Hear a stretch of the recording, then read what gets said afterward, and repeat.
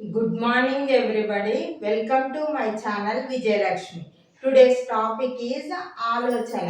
వ్యక్తుల్లో వైయక్తిక భేదాలకు కారణమైనటువంటి కారకాల్లో ఆలోచన కూడా ఒకటి. మనిషిని ఇతర జీవుల నుండి వేరుగా ప్రత్యేకంగా నిలబెట్టేది మన ఆలోచన. డేకార్టే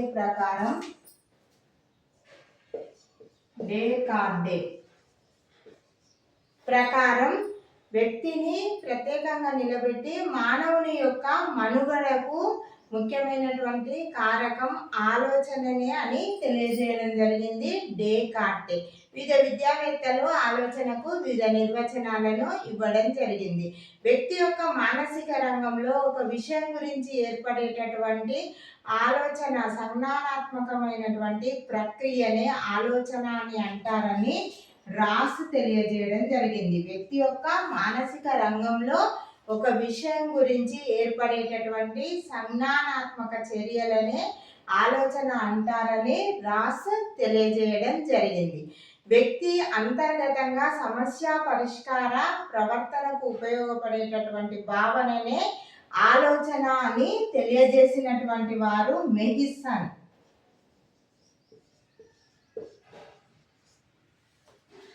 సమస్య పరిష్కారానికి ఉపయోగపడేటటువంటి అంతర్గతమైనటువంటి భావనలనే ఆలోచన అని తెలియజేసింది మొహిసన్ అనేటువంటి విద్యావేత్త. వ్యక్తి యొక్క అంతర్గతమైనటువంటి శక్తినే ఆలోచన అని అంటారని గారెట్ తెలియజేయడం జరిగింది. గారెట్ అంతర్గతమైనటువంటి శక్తి వ్యక్తికి గమ్యాన్ని నిర్దేశించి దానికి సంబంధించినటువంటి భావనల యొక్క ప్రవర్తన ప్రవాహమే ఆలోచన అని తెలియజేసినటువంటి వారు వాలెంటైన్.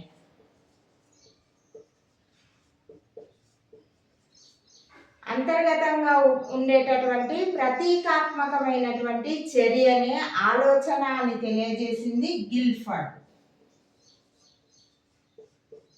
అంతర్గతమైనటువంటి ప్రతీకాత్మకమైనటువంటి చర్యనే ఆలోచన అని తెలియజేసింది గిల్ఫర్డ్. నెక్స్ట్ ఆలోచన రకాలు. ఒకటి మూర్త ఆలోచన.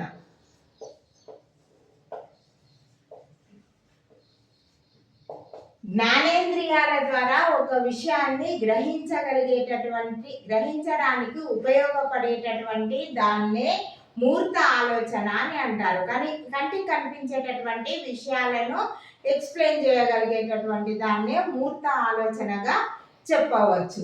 అమూర్త ఆలోచన జ్ఞానేంద్రియాల ద్వారా కాకుండా మనసుకు సంబంధించినటువంటి ఆలోచన, ఎదురుగా లేని వాటిని గురించి చెప్పగలిగేటటువంటి ఆలోచన అనేటువంటిది అమూర్త ఆలోచన. ఇది మూర్త ఆలోచనతో ముడిపడి ఉన్నప్పటికీ ఇది కొంచెం ఉన్నత స్థాయికి చెందినటువంటి ఆలోచనగా చెప్పడం జరిగింది.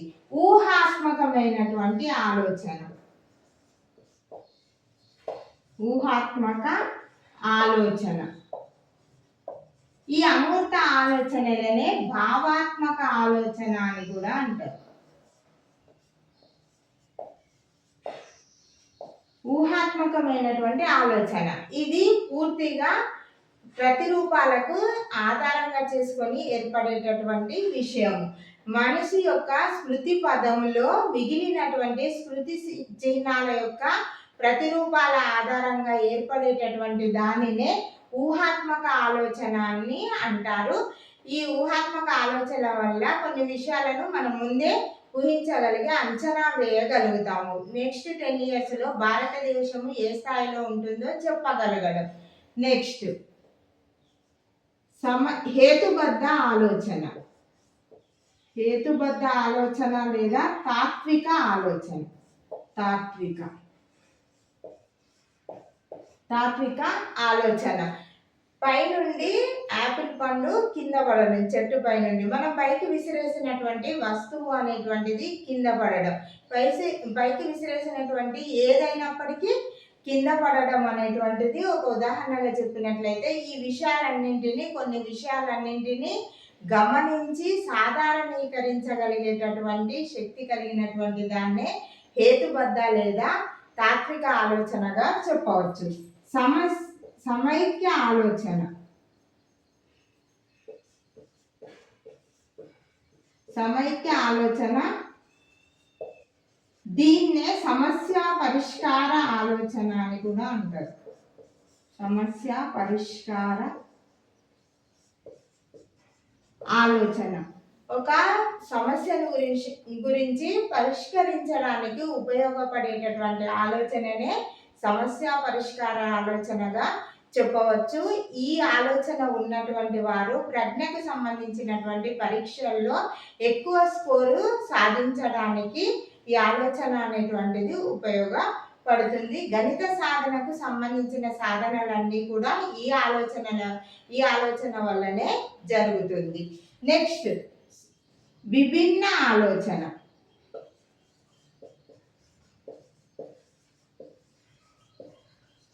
ఒక సమస్యకు ఒకటి కంటే ఎక్కువ పరిష్కారాలను అందించగలిగి విభిన్నమైనటువంటి ప్రతిస్పందనలను ఇవ్వగలిగేటటువంటి దానినే విభిన్న ఆలోచన అని అంటారు.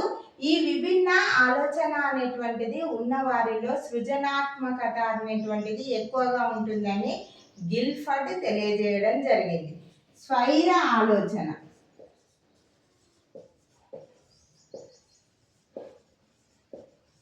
వ్యక్తి యొక్క ఏ ఆలోచనకైనా దిశ అనేటువంటిది ఉంటుంది. దిశ తీరుతెన్నులు లేనటువంటి ఆలోచననే స్వైర ఆలోచనగా చెప్పవచ్చు. పగటి కలలు కనడం, ఊహాలోకంలో విహరించడం అనేటువంటిది దీనికి సంబంధించింది. Thank you for watching my video. నా వీడియో కనుక నచ్చినట్లయితే లైక్ చేయండి, షేర్ చేయండి, సబ్స్క్రైబ్ చేసుకోండి.